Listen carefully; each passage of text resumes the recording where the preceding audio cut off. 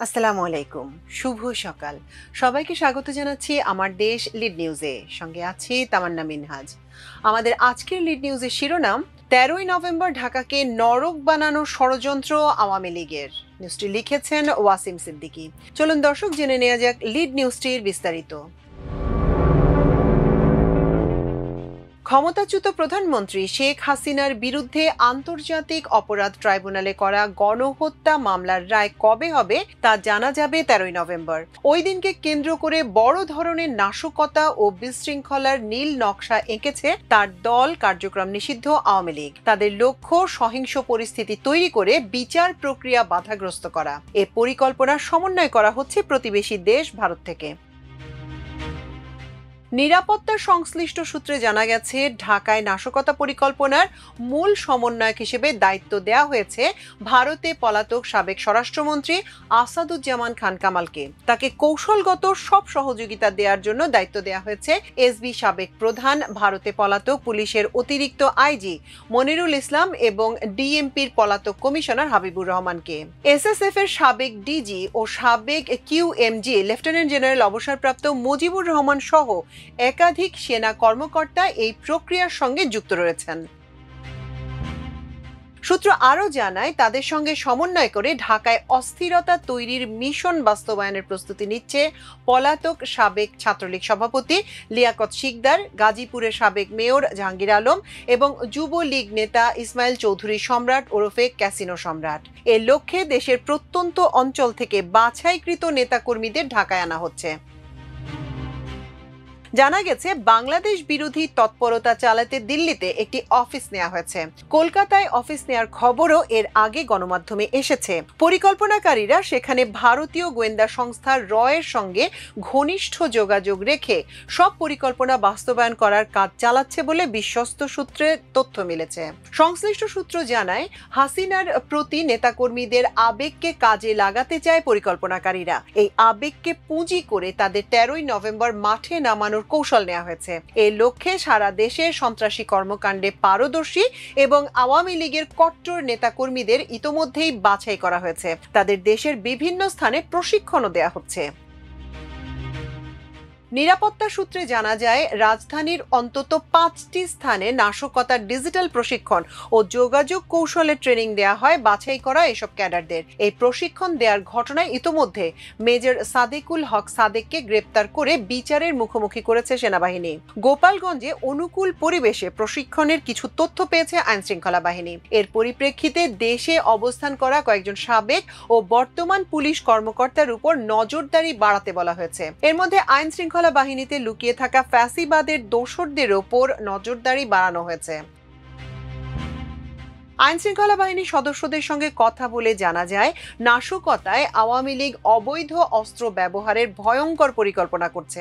গত মাসে ঢাকায় বিমানবন্দর রেল স্টেশন এলাকায় অস্ত্রের একটি চালান আটক করে সেনাবাহিনীর স্বতন্ত্র 46 ব্রিগেড। আশঙ্কা করা হচ্ছে এমন আরও 4টি অস্ত্রের চালান দেশে ঢুকতে পারে। পাশাপাশি 2024 সালের 5 আগস্ট দেশের বিভিন্ন থানা, পুলিশ ফাঁড়ি ও পুলিশ লাইন্স থেকে খোয়া যাওয়া অস্ত্রগুলো ব্যবহার হতে পারে বলেও আশঙ্কা করা হচ্ছে।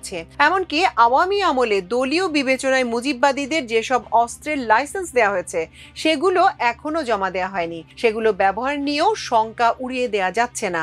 অন্তর্বর্তী সরকার লাইসেন্স করা অস্ত্রগুলো জমা দেওয়ার নির্দেশনা জারি করে, কিন্তু সর্বশেষ জানা গেছে সব অস্ত্র জমা পড়েনি। নিরাপত্তা সূত্র জানায়, 13ই নভেম্বর ঘিরে মহাসড়ক অচল করে দেওয়ার পরিকল্পনা রয়েছে আওয়ামী লীগের। এক্ষেত্রে গাজীপুর চৌরাস্তা থেকে উত্তরা পর্যন্ত মহাসড়কের দায়িত্ব দেওয়া হয়েছে সাবেক মেয়র জাহাঙ্গীর আলমকে। কাঁচপুর থেকে যাত্রাবাড়ি পর্যন্ত অবরোধ করার দায়িত্ব দেওয়া হয়েছে লিয়াকত শিকদারকে। ঢাকার ভেতরে অগ্নিসংযোগ ও সংঘর্ষ পরিকল্পনায় নিয়োজিত থাকছে সম্রাট। এদিন লক্ষাধিক লোকের সমাগম করার পরিকল্পনা নিয়ে এগোচ্ছে দলটি। 12ই নভেম্বর সন্ধ্যার পর জনমনে আতঙ্ক সৃষ্টির লক্ষ্যে ঝটিকা মিছিল ও পরিবহনে অগ্নিসংযোগের পরিকল্পনা রয়েছে। আদালত পাড়া সহ সরকারি গুরুত্বপূর্ণ ও স্পর্শকাতর স্থাপনাগুলোকে টার্গেট করে এবং সেগুলোর আশেপাশের এলাকার বোমাবাজি ও ককটেল বিস্ফোরণ ঘটানোর ছকও আঁকছে তারা। সূত্র আরও জানায়, বিশৃঙ্খলার কেন্দ্রবিন্দু হিসেবে গোপালগঞ্জ, মাদারীপুর ও শরীয়তপুর বিশেষভাবে বিবেচিত হচ্ছে। চলতি নভেম্বরের মধ্যেই হাসিনার গণহত্যার মামলার রায় ঘোষণা হতে পারে।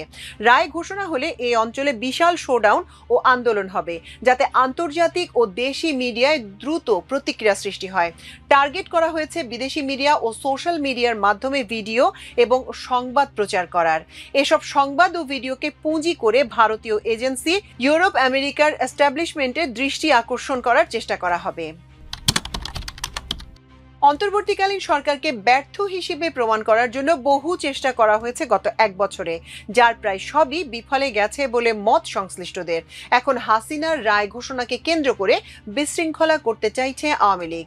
এ অবস্থায় আপাতত সেনাবাহিনীর সদস্যদের মাঠ থেকে তুলে না নিতে নিরাপত্তা সংশ্লিষ্ট সংস্থাগুলো থেকে সরকারের উচ্চ পর্যায়ে সুপারিশ করা হয়েছে। সম্প্রতি আইন শৃঙ্খলা সংক্রান্ত কোর কমিটির সভায় মাঠ পর্যায়ে দায়িত্বরত সেনা সদস্যদের 50% উঠিয়ে নেওয়ার সিদ্ধান্তের কথা জানানো হয়েছিল। নিরাপত্তা সংস্থাগুলোর পরামর্শ হচ্ছে, অন্তত চলতি নভেম্বর অথবা যতদিন হাসিনার মামলার রায় না হয় ততদিন যেন মাঠ পর্যায়ে সেনা মোতায়েন থাকে। আইন শৃঙ্খলা বাহিনী সূত্রে জানা যায়, দেশব্যাপী আইন শৃঙ্খলা রক্ষাকারী বাহিনী, র্যাব ও গোয়েন্দা ইউনিটগুলোকে সতর্ক অবস্থায় থাকার নির্দেশ দেওয়া হয়েছে। রায় ঘোষণার আগের এবং পরবর্তী 3 দিন উচ্চ ঝুঁকিপূর্ণ সময় হিসেবে চিহ্নিত করা হয়েছে।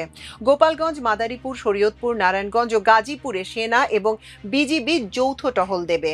গোয়েন্দা নজরদারি বাড়ানো হয়েছে ঝুঁকিপূর্ণ স্থানগুলোতে। নিরাপত্তা সূত্র আরও জানায়, হাসিনার রায়কে কেন্দ্র করে রাজনৈতিক উত্তেজনা স্বাভাবিকভাবেই বাড়বে। এ সুযোগে যদি কোনো সংগঠিত গোষ্ঠী অস্থিতিশীলতা সৃষ্টি করতে পারে, তাহলে তা দেশের অভ্যন্তরীণ নিরাপত্তা ও আন্তর্জাতিক ভাবমর্যাদা দুদিকেই ঝুঁকি বাড়াবে। সরকারের ভেতরে কিছু অসন্তুষ্ট অংশ বা বাহিনী যদি সক্রিয় হয়, তাহলে পরিস্থিতি আরও জটিল হয়ে উঠতে পারে। গত কয়েকটি চেষ্টা সফল না হয় এবার এই রায়ের সময়কে নির্বাচন করা হয়েছে বলেই মনে করা হচ্ছে। নিরাপত্তা বিশ্লেষক লেফটেন্যান্ট কর্নেল অবসরপ্রাপ্ত দিদারুল আলম আমার দেশকে বলেন, দেশের ভেতর থেকে হোক বা বাইরে থেকে নাশকতা ও বিশৃঙ্খলার অপচেষ্টা হতে পারে। আইন শৃঙ্খলা বাহিনীকে সব ধরনের নাশকতার চেষ্টা জনগণকে সঙ্গে নিয়ে মোকাবেলা করতে হবে। এ ধরনের কর্মকাণ্ড আগামী নির্বাচন বানচালের অপচেষ্টাও হতে পারে। এ বিষয়ে পুলিশের সদর দপ্তরের সহকারী মহাপরিদর্শক AHM সাদাত হোসেন আমার দেশকে বলেন, আইন শৃঙ্খলা পরিস্থিতি ঠিক রাখতে প্রয়োজনীয় নজরদারি ও আগাম তথ্যের ভিত্তিতে গোয়েন্দা তৎপরতা আছে। অবৈধ কর্মকাণ্ড, নাশকতা বা সংঘর্ষের চেষ্টা হলে তাৎক্ষণিক আইনগত ব্যবস্থা নেওয়া হবে। দর্শক, এই ছিল আমাদের আজকের লিড নিউজের আয়োজন। আগামীকাল ইনশাল্লাহ আবারও একই সময় একই চ্যানেলে আরেকটি লিড নিউজ নিয়ে আপনাদের সঙ্গে দেখা হবে। সে পর্যন্ত আল্লাহ আপনাদের সবাইকে ভালো রাখুন, সুস্থ রাখুন, সমৃদ্ধ রাখুন। এতক্ষণ সঙ্গে থাকার জন্য অশেষ কৃতজ্ঞতা। আল্লাহ হাফেজ।